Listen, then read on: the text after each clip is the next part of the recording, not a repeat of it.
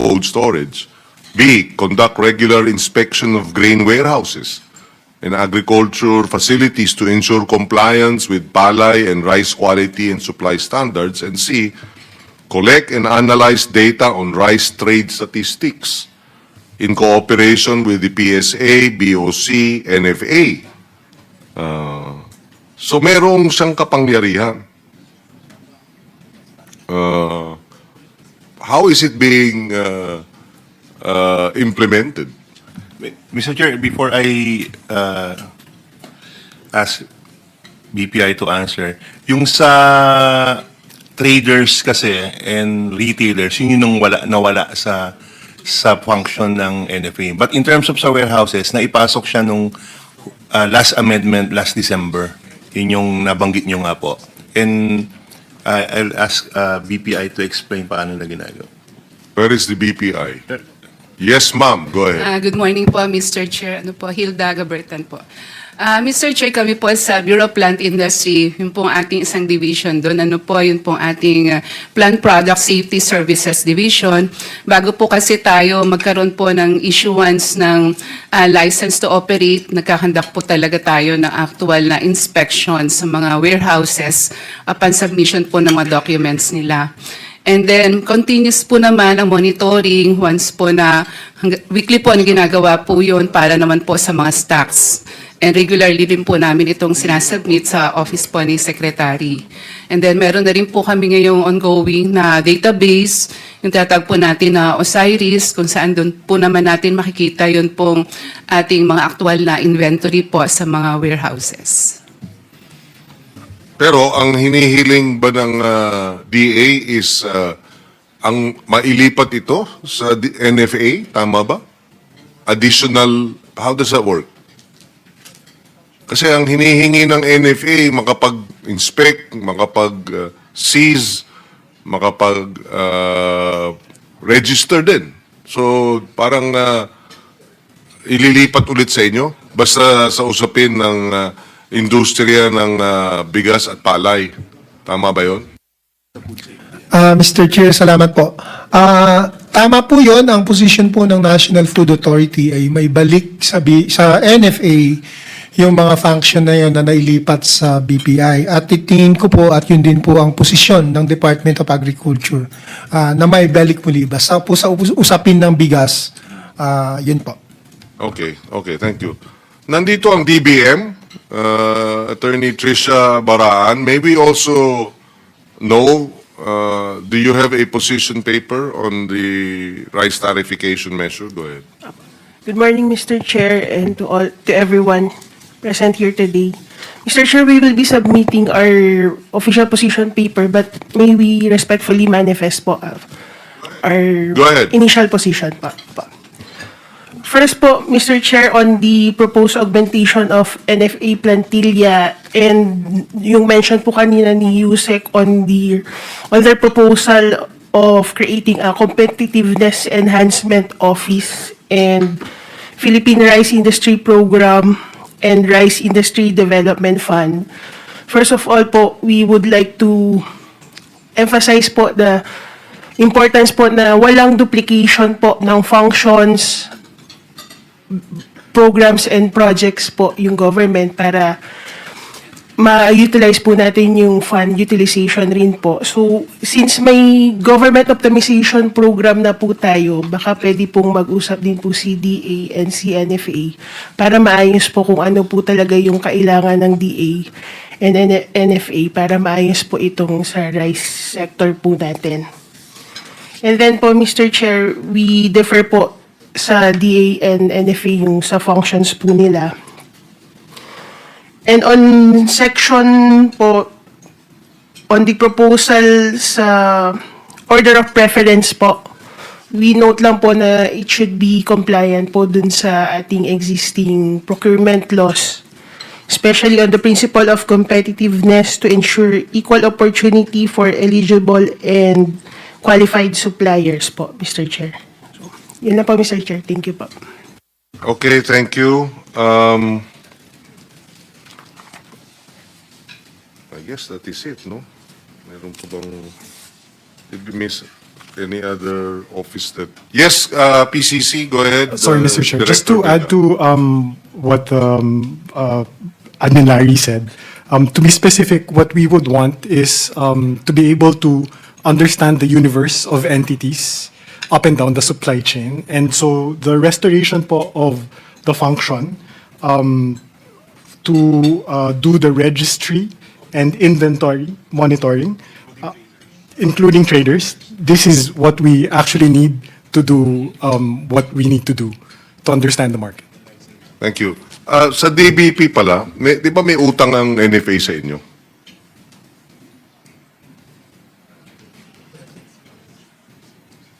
Meron, di ba?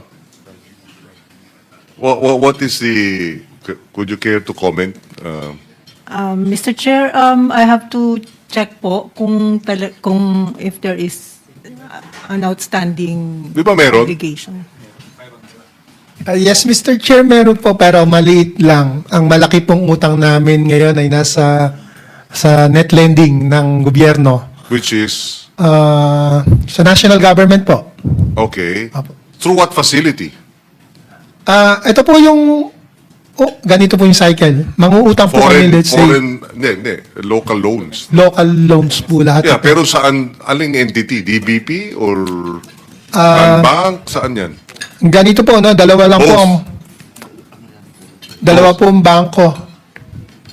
Okay. Land Bank tsaka DBP. So, alin ang mas malaki utang? Sa ngayon po sa DBP, 900 million. Okay. And Land Bank? Sa land bank po, wala kaming halos wala na, ano na lang. No, but you used to have a debt of about, at one point, 170 billion, di ba? Tama po yun. So ngayon, ano na ang ano nyo? Ang utang po natin, yung actual ay 103 billion. Oh, yun na nga. Kasama po yung 15 billion na guarantee fee. Okay. So ang total po niyan, roughly 118 billion. But these are all tinatawag nating net lending, utang na namin sa gobyerno. Dahil ang cycle po niyan, mangungutang muna kami kay DBP, mangungutang kami kay Land Bank. Kapag hindi po kami makabayad, i-absorb po ng national government para ho mas mababa ang interest. Yun po yung tinatawag naming net lending. At yung net lending po na yun, di utang na po namin sa national government. Habang tumatagal po, yun naman po yung hinihingi naman namin ng subsidy na yung utang namin na yun ma-offset or sagutin na ng national government. Kanya po yung sinasabi po ninyo na around 170 billion noon, ngayon po ay nasa 118 billion na lamang dahil po doon sa programa na yon na nakakahingi po kami from the national government ng subsidy, pantakip po dun sa mga utang na yun. Okay, thank you. Maybe the DBP and the Land Bank can also weigh in on the additional powers to be given to the NFA as proposed. In the context of, kasi kung papasok kayo ulit dito sa retail, di ba? Saan nyo kukunin yung kapital, saan nyo, di ba? At paano nyo tiyakin na, separate books na naman ba yan on the issue of itong mga loans na ito para habang nagre-retail trading kayo, meron kayong kinikita para pambayad doon sa uutangin ninyo, no? Maybe you can look back at previous, kasi dati, di ba, mag-i-import, ibebenta yung 27 pesos at 32 pesos a kilo, di ba? Sa retailer, kukunin niya ng 25 at 30, papatungan niya ng 2 piso.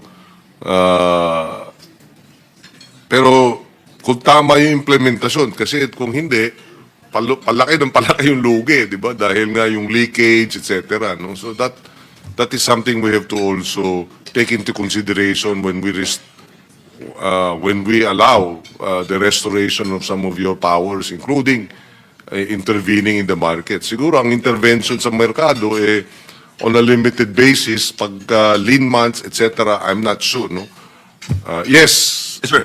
Isa sa mga naiisip namin ni Sec na strategy is hindi lahat ibebenta sa lower price. Parang ginawa ng NIA doon sa kanilang programa, may portion na binenta ng 29, pero may portion na mas mataas para at least magkaroon ng break-even man lang doon sa binibigay na subsidy ng gobyerno. So, we're working on the figures right now with the NFA. Okay, before we call Mr. Montemayor, the ERI is here. Would you like to weigh in on the proposed amendments to the rice tariffication measure and the powers of the NFA? Go ahead, sir. Thank you for joining us. Thank you very much, Mr. Chairman. My name is Alisher Mirzabayev. I'm a senior scientist for policy analysis at ERI. First of all, I would like to thank you for this opportunity for us to contribute our inputs to these deliberations. Probably from my side, I could add to these discussions, perhaps a backdrop of what is happening in international rice markets, because they would be influencing the situation in the Philippines, but also vice versa. And also in a way that we could also, I could also speak a little bit, what are the projections about the dynamics in the coming months in these markets, so that decisions you are making also could be proactive, taking those into account. First of all, it's important to emphasize that currently abundant global supply, oversupply, is leading to decreasing international rice prices. This year it is projected that international production will be at about 541 million metric tons at milled equivalent, which is the record amount of production. At the end of the year, stocks are expected to be at 188 million tons, also a record stock in the history. The last time we had this kind of stock-to-use ratio was 3 decades ago. So it's what we are observing here is really very strong oversupply in international markets. As a result, key exporters are aggressively cutting their prices in order to maintain their market share. 5% broken quotes for broken rice from different sources are at about $330 to $370 per ton. So this corresponds basically to about 18 to 20 pesos per kg. So this is already international FOB level price. 18 to 20 pesos. If we translate to pesos, that will correspond to between 18 to 21 pesos per kg at international FOB level. Already at the farm gate support price that we are discussing for the Philippines. But warehouses are full not only in the Philippines but also in India, in Asia, across Asia. So everywhere warehouses full, and what is more on top of that, the new coming, another bumper harvest is coming. So we project that there will be another 10 to 15% downside into the prices in the coming months. So these prices have not yet reached the bottom at the international level. They are going to decrease in the coming months more. Yeah? So different countries are taking different types of measures to cope with that, because this is posing problems for all countries. In India, for example, of course, farmers are to some extent insulated by minimum support price, which is at about $262 per ton, roughly corresponds to 15 pesos per kg. And that price was calculated with the idea that farmers need to get 50% net margin. So that's the Indian mechanism in India to set the price. Thailand, another major exporter, is also extending soft loans and storage reimbursement for farmers and millers, worth about $2 billion through 3 different programs. So they are giving loans to farmers and asking them not to sell their rice. Wait until the prices are high, and then you can sell and pay back the loan. Farmers need those loans to maintain their, continue their life expenses. Indonesia is improving warehouse capacity. Cambodia is giving loans to rice mills to support purchase of paddy. Vietnam also taking this kind of very big number of measures. So this kind of situation is also leading this to policy actions in other countries as well. At the same time, we understand that this rice situation in the Philippines, of course, it's an economic issue, but it's also a social issue. Even when farmers have net margins of 30 to 40%, their acreage is 1 to 2 hectares. So in terms of real income